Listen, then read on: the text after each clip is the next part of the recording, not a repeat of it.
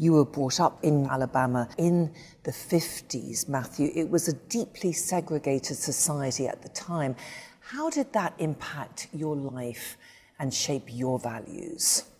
Well, my mother went to high school with Coretta King, and so my mother really had a belief system in desegregation and integration, and she wanted me to have the best. And so I never attended a black school growing up in Alabama in the 50s and 60s and graduated in 70. That was tough. That was difficult, being one of the first. A lot of challenges. Been beaten, I've been spit on, been electric prodded. That's on the worst side. But also on the good side, it taught me to have confidence. It taught me to be kind to people and respectful, although maybe they weren't to me. But how do you cope with that as a child, Mathew?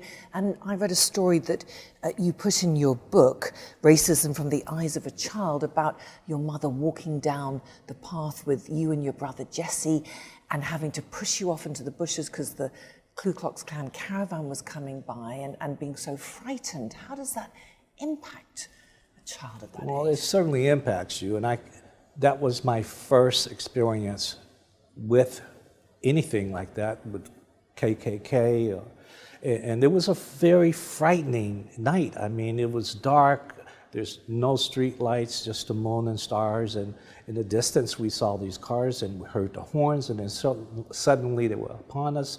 My mom, being an amazing mother she was, told us to get in the woods, and she got on top of me and started praying and told my brother if something happened to take me and just run up under the barbed wire where the cows were, just run as fast as we can. But the lesson in front of that, my mother was willing to give her life for her kids. And what did that do to you? I feel the same way as a father. I'm willing to give my life for my kids. And of course, from your own experience and what you write about in your book, systemic racism affects people, even successful people. And in your mentorships and lectures, how do you guide people to deal with this? Well, the advice that I give is understand when you're in an environment. My wife and I, and in that book, Racism from the Eyes of a Child, I talk about traveling while black, eating while black, shopping while black. There's a lot of nuances, small nuances that racism has, that a lot of people don't even understand, but I do. And your daughters, Beyoncé and Solange, when they were growing up, did you talk to them about racism?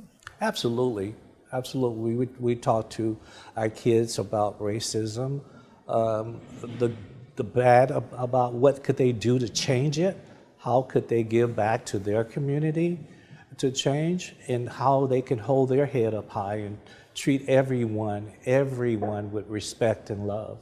And what were they like as children growing up? Just running around the house, singing and dancing and having a wonderful time as kids.